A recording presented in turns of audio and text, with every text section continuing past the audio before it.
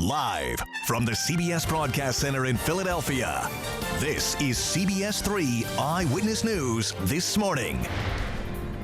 New this morning, 4 people are injured in a crash on Roosevelt Boulevard. Hear what happened when all of the victims came face to face at the hospital. Plus, tragedy in Texas, 16 people are killed in a hot air balloon crash. Eyewitnesses describe the horrific moments. The balloon burst into flames. And fans, you have your first chance to see the new birds in action. The Eagles hold open practice at the link. Find out how kids are apparently running the show today. Today is Sunday, July 31st. Good morning to you. I'm Rahel Solomon. Well, let's get you started with the check on weather. Justin Dropic joins us now. And Justin, I was walking my dog this morning, very early this morning, and I could not believe how humid it was. It wasn't raining, but it felt wet. Like the air just felt wet. You just feel nasty out there. Yeah, rough football practice today for the Eagles. Yeah. All right, Justin, thank you. And cleanup is on the agenda this morning in Mercer County. It was one of the areas hit hardest by yesterday's flash flooding. Our Trang Do shows us the damage in West Windsor Township.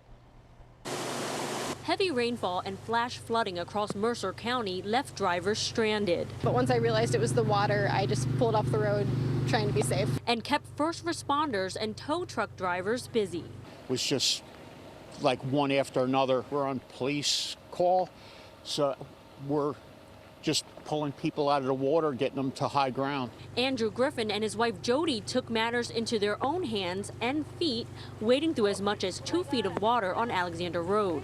Andrew was one of dozens of people stuck on the platform of the Princeton Junction train station, surrounded by water, as seen in this cell phone video. The water was coming from the east side of the station underneath and all the way down through the parking lot, down Vaughn Road and then to Alexander here. And so since then I've been trying to figure out a way to connect with my wife, and we eventually ended up, as you saw, carrying her suitcase through this water here. Coincidentally, the couple did have a boat in hand. You have taken that boat to go rescue your husband? Yeah, I thought about it. I thought about unhitching it and see if I could sail it down the street here. Some took chances driving through the floodwaters and ended up full of regret. They're crazy.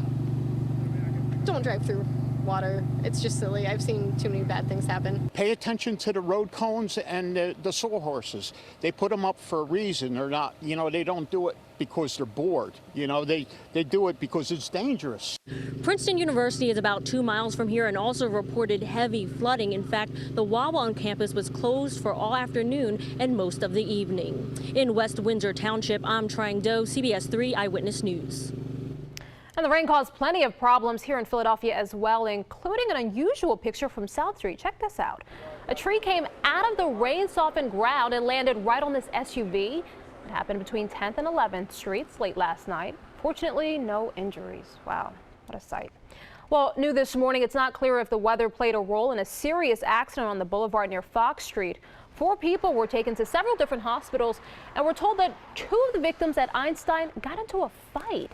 No word what started that fight, and investigators are still trying to figure out what caused the accident. A developing story now. Police in Austin, Texas say a suspect began firing into a crowd, killing 1 woman and injuring at least 4 other people early this morning. This is cell phone video from Austin. Investigators say the shooting took place in the city's entertainment district. Police are searching for a suspect, but they have not ruled out the chance that the suspect might actually be one of those people rushed to the hospital. A hot air balloon carrying 16 passengers crashes in central Texas. Authorities say the balloon caught fire and crashed in a pasture. CBS News correspondent Omar Villafranca has the story now. Investigators surveyed a gruesome scene Saturday morning. What was left after a hot air balloon loaded with passengers caught fire and plunged to the earth. A woman who lives nearby saw the aftermath from her front porch. I heard one pop before I stepped out the door. And then I heard another pop, and I'm looking around to see who's shooting because it sounded like a gun going off. And then I looked off over there, and the next thing I knew, you saw a big fireball go up. Margaret Wiley says she often sees hot air balloons flying in the area, and that the same company involved in the accident, identified as Heart of Texas Hot Air Balloon Rides, had what she called a close call in a neighbor's field about a year and a half ago. She said it was foggy early in the morning, but that the haze had mostly cleared. She believes the popping noises she heard were the balloon hitting high voltage power lines located just above the crash scene. The way it went up, I don't think any of them even had any idea what was going on. A team of investigators from the National Transportation Safety Board out of Washington will try to determine what went wrong. they will treat this area like a crime scene. You only get one chance at it, so we want to make sure we do everything correctly. Governor Greg Abbott said in a statement he's asking all of Texas to join in prayers for the lost. Omar Villafranca for CBS 3 Eyewitness News. An investigation is underway into a shooting involving 2 New Jersey state troopers. The troopers responded to 911 calls on the 300 block of Centerton Road in Upper Deerfield Township late Friday night. Police say a man fired shots at them and troopers returned fire. That man is in critical but stable condition. One of the troopers was grazed by either gunfire or shattered glass. And police say road rage may have triggered a phony traffic stop in Montgomery County.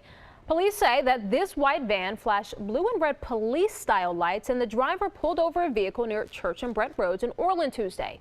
The license plate was registered to Charles Grossman of White Marsh Township, and Grossman is being called a person of interest in this case.